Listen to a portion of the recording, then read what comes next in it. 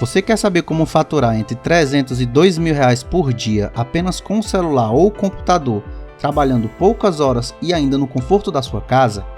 Clique no link da descrição e saiba como eu e muitos outros brasileiros estão fazendo para superar a crise, criando seu próprio negócio online e atingindo a tão sonhada liberdade financeira. Como é que você se descobriu artista?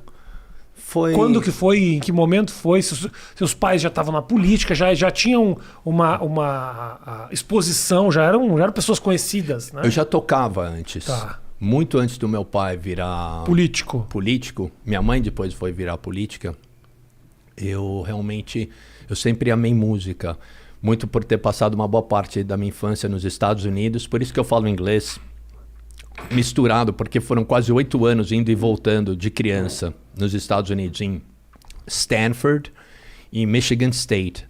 Porque eles estudavam lá, é isso? Eles ganharam bolsa. Meus pais eram super CDFs, ok. né? Eles ganharam bolsa e depois foram fazer doutorado em Stanford. Tá. Primeiro moramos em Michigan State, East Lansing, e depois voltamos para o Brasil rapidamente, e depois eles foram fazer doutorado em Stanford. Perfeito. E aí que eu aprendi a falar o inglês mesmo. E uma coisa que fica em você, sabe? Eu me lembro uma vez o meu pai, imagina o meu pai com todas as ideias que ele tem. Eu me lembro ele me levando no McDonald's, né, nos Estados Unidos. Ele teve a ideia de trazer o McDonald's para o Brasil. Foi ele. E o pai dele não apoiou. Imagina o meu pai se fosse dono de um monte de McDonald's aqui espalhados. Mas só lembranças assim. Mas aí eu até perdi o meu raciocínio. Não, aí você... me lembrei. Como é que você se descobriu? E eu escutei muita música lá, né? E pelo que meu pai escutava, ele escutava Don McLean, and they were singing Bye Bye Mr. American Pie, drove my Chevy to the levee, but the levee was dry.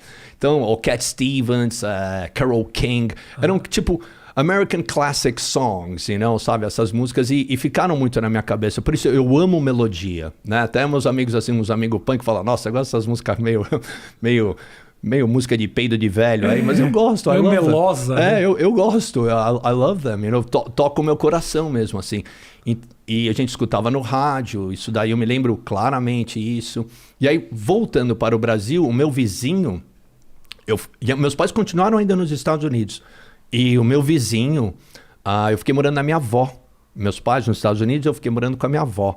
E o vizinho da minha avó, né, do meu avô, eles amavam os Beatles, os Rolling Stones, David Bowie. Então aí que eu entrei na música mesmo. E aí já 12, 13 anos eu montei minha própria bateria, que era uma cadeira de couro. O prato eu fiz era aquela tampa de sorvete de flocos da Kibon. Eu mesmo fiz os furos com uns pregos e plim, saiu uns... E comecei a tocar com meu amigo Flávio, que infelizmente faleceu. E aí a gente fazia shows. Mas não com a bateria de flocos. Não, aí já mudou. Aí eu comprei uma Saema, minha mãe viu que o negócio era sério. Aliás, primeiro até usava a bateria do Flávio, do irmão dele. E depois eu ganhei uma bateriazinha, aí foi pra Golpe, Saema, Golpe, e foi melhorando. E aí a gente tocava em tudo que era lugar. Então já desde moleque eu toco na noite de São Paulo mesmo. Me lembro quando John Lennon faleceu, a gente tocou na Apple, que era uma boatezinha atrás do shopping Ibirapuera. A gente tocou lá e antes de começar o show, veio o juizado de menores, porque saiu na Folha de São Paulo que a gente ia tocar lá. Tinham vários grupos tocando e eles acharam interessante, até que tinha o filho, né, do Suplicy, que meu pai, mesmo antes de ser de político, ele já tinha um certo nome, porque ele escrevia na Folha de São Paulo, como colunista, né, de economia E aí foi isso. E eu me lembro que o juizado chegou lá e falou que a gente não ia poder tocar porque era menor e tal. Quantos anos você tinha na época? 14. 14 anos tocando na noite de São Paulo. E aí eles foram embora, a gente tocou. Você acha que eu não vou deixar de tocar aqui, homenagear o John Lennon, cara? Então você começou muito cedo, assim, muito cedo. Então foi uma coisa natural, assim. E eu queria ser os Beatles. Eu queria ser. Eu amava. Passava, sabe, sempre escutando. Tava triste, escutava. Tava alegre, escutava. Né? E até hoje gosto. Tanto que eu tenho uma música com o João que se chama I Hate the Beatles. Because I love them so much. Porque eu amo tanto eles, né? Então, é bom, eu fico um bom tempo sem escutar, depois eu escuto. Como qualquer coisa, eu acho, né? Assim, na música. Mas E a história do teu irmão também é meio similar, assim, também. De ir para os Estados Unidos, voltar. O João não. O João, ele não era nascido ainda. Era mais novo. Né? Ele era mais novo. E aí ele teve... Mas ele me teve como muito referência em casa. Então, a atitude dele punk, de rebelde, foi... Eu não vou seguir a linha do meu irmão. Eu vou estudar música brasileira de verdade. Entendi. E eu achei ótimo, porque foi uma atitude dele. Então, eu falei, depois ele ter morado no Rio e morado muito tempo nos Estados Unidos, eu falei, João, antes que a gente fique muito velho... Vamos fazer alguma banda? Vamos fazer alguma coisa? Pô, você toca violão tão bem, cara. E eu toco bateria e canto. Faz tempo que eu não toco e canto bateria. Vamos fazer isso daí, Brothers of Brasil. E eu tava fazendo um trabalho pro SBT. E ele tava numa turnê em Londres. Né? Ele tava fazendo um show lá de bossa nova lá dele. Eu falei, vamos fazer um show nesse bar aqui. E eu vou convidar uns amigos. A gente vai tocar alguns covers. Tá. Só pra diversão mesmo. E aí... Eu chamei o ex-empresário do The Clash, Bernard Rhodes, que inclusive até descobriu o Johnny Rotten na rua com a camiseta Hate Pink Floyd e chamou pra cantar e entrou no Sex Pistols.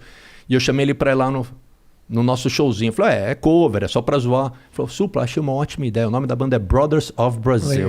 Legal. E esse é o nome. Eu falei, João, você acabou de ser batizado pelo cara que inventou punk junto com o Malcolm McLaren. Então, entra isso na sua cabeça, seu...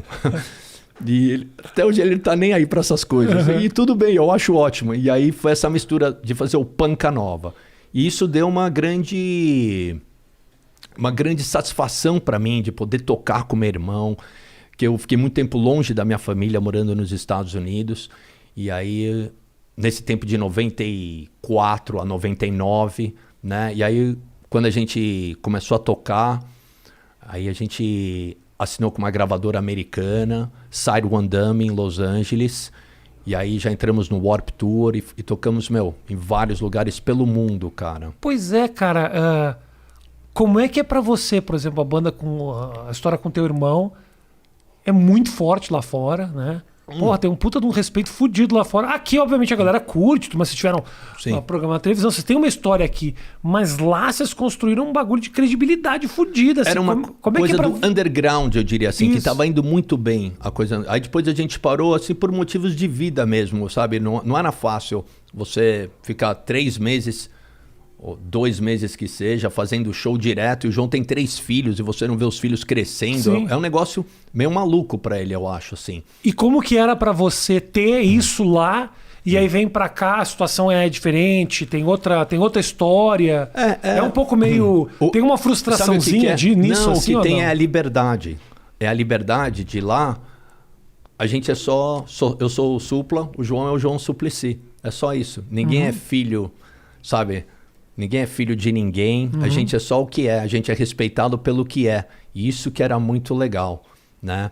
Então, a gente teve a visão de fazer essa coisa bonita de 2 irmãos, do Brasil, trazer algo diferente, mas ao mesmo tempo, pelo nosso visual, o gringo consegue ter essa identificação, sabe? O cara é meio punk ali e tal, o outro é meio Johnny Cash, meio Elvis, então tem essa identificação, mas aí de repente começa a tocar uma música meio brasileira, então eu gosto muito eu sou bem, assim, é uma coisa que me dá muito prazer de fazer esse trabalho. E a gente voltou agora, né? E eu recomendo quem estiver assistindo a gente, se quiser conferir o novo single do Brothers, que se chama Espetacular Nadar no Seu Mar. Eu acho que é uma música maravilhosa. Inclusive, o produtor que fez, não essa música com a gente, mas um cara que produziu o nosso álbum, Melodies from Hell, John Tiven, é um grande produtor, produziu Pixies, Robert Plant. Ele falou, you guys are the missing link between David Bowie and Tom Jobim. Vocês são um elo perdido entre Tom Jobim e David Bowie. Eu achei mó legal essa definição do Brothers. E a gente tá voltando aí, né? Tocando e tal. E o João fazendo a carreira dele solo e eu fazendo a minha também.